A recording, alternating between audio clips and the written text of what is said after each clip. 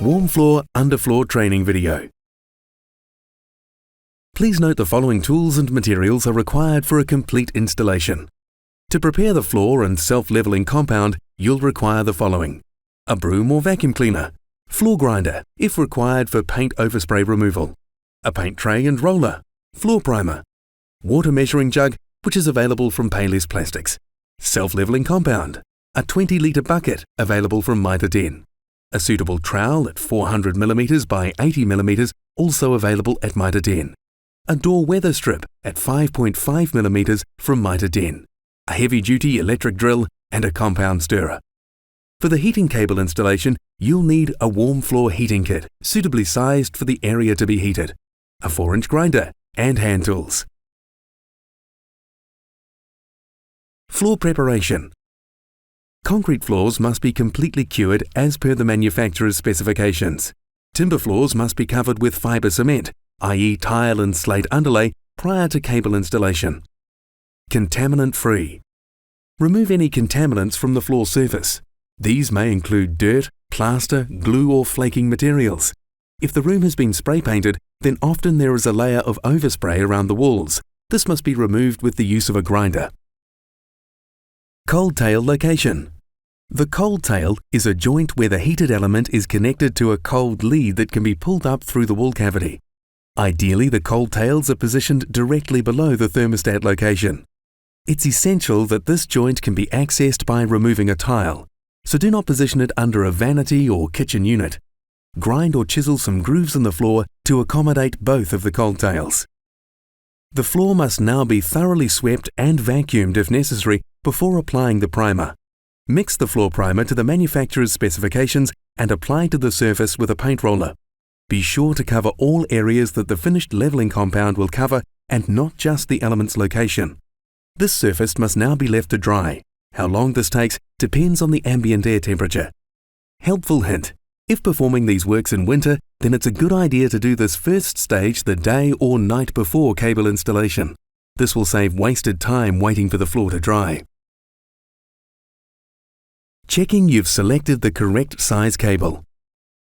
Warmfloor's recommended method to ensure you've the correct size cable is to calculate the length of the cable required. To calculate this length, start marking out your cable spacings. We recommend a starting point of 150mm from a wall or 100mm from a toe space. Continue marking across the floor at 80mm spacings.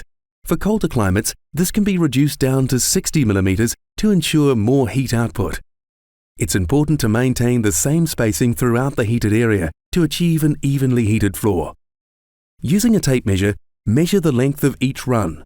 Multiply this length by the number of runs required in each section, and make note of each calculation. Add each section's calculation together, then add the width of the room by 2 to obtain the total length of the cable required. Check this length against the length printed on the cable box packaging. Ideally, the length of the cable chosen is slightly longer than what you have calculated. The length of cable required for this demonstration bathroom was 52.7 meters. However, the cable chosen was a 700 watt, which is only 51.7 meters. Deleting the cable run immediately in front of the bath gains an extra 3 meters, making the cable chosen approximately 2 meters longer than required. Should the cable you've selected be too long, recalculate your lengths with 60mm to 70mm spacings, and often the cable will fit using these revised measurements.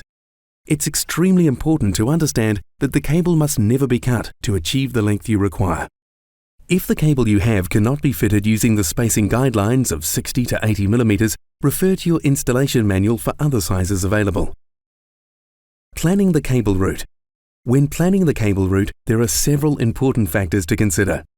The starting point will also be your finishing point. This is usually directly below the thermostat location. The cables must never be crossed. The cable cannot be put closer than 50mm apart. The cable cannot be cut or shortened under any circumstances. The cable must not be installed under any fixed furniture, vanities, kitchen units, etc. Please view the following examples of floor layouts showing where excess cable can be located. As your cable length should be slightly longer than required, it is important to consider where the excess cable can be located on the final run back to the thermostat. Laying the selected cable. In this demonstration video, the first cable run starts beside the bath and finishes at the opposite side of the room under the wall-hung vanity. Lightly spray some adhesive onto the cold tail grooves. Insert a rod inside the cable reel. Pull off 2 or 3 meters of cable. Install the first cold tail joint into the groove, ensuring it lays completely flat at least 50 millimeters from the wall. Secure with cloth tape. The cold tail must never be allowed to bend into the wall.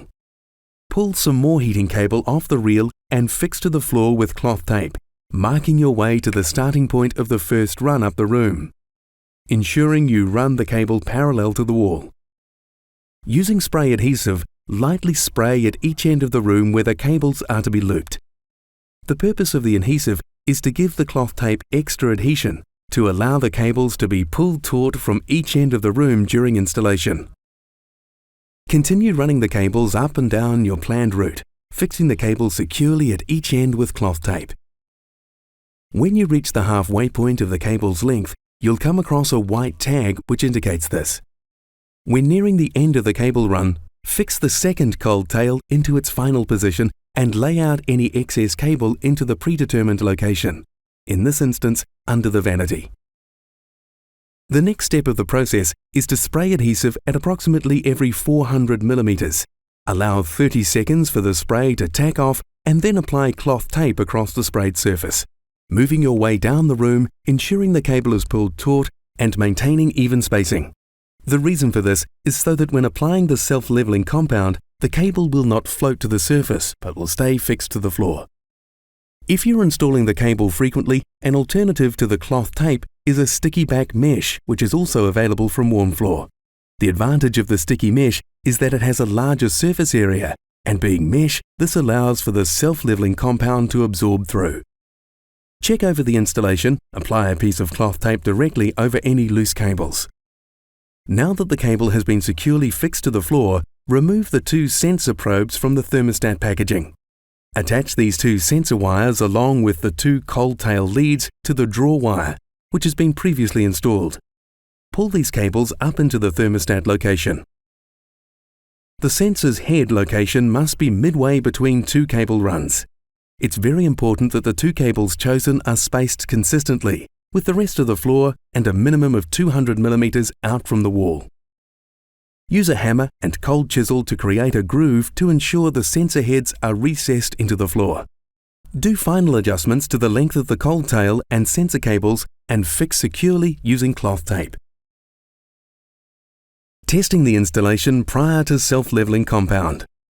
Connect the cable monitor provided. Attach the red and black leads to the cable's center conductors. Connect the green lead to the cable's exterior metal sheath.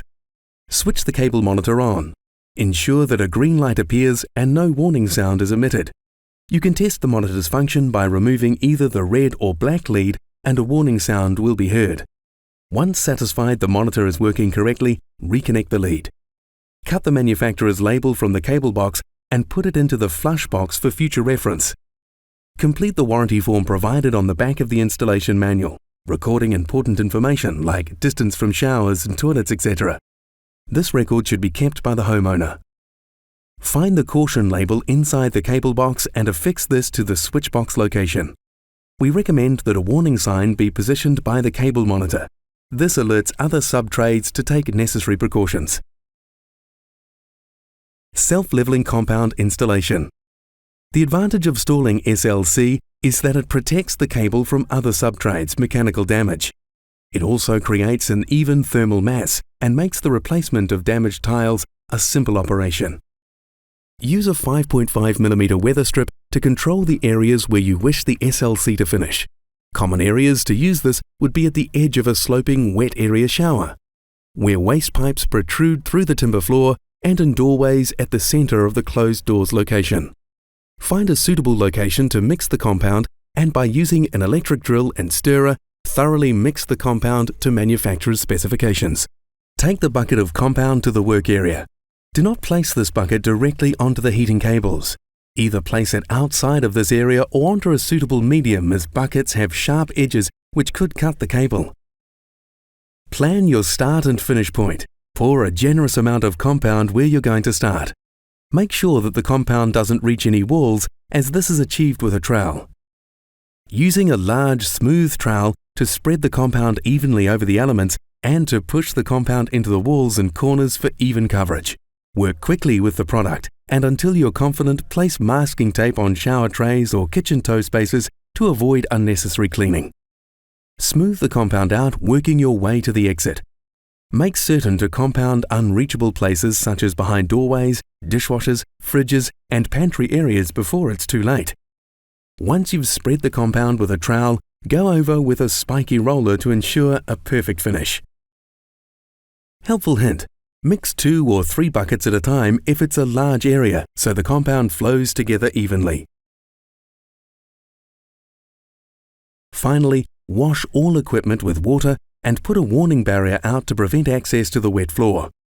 The leveling compound will dry in 4 hours depending on the temperature and is ready for tiling the next day. This concludes the Warmfloor video of a heating cable installation. The final electrical connection must be performed by a qualified electrician.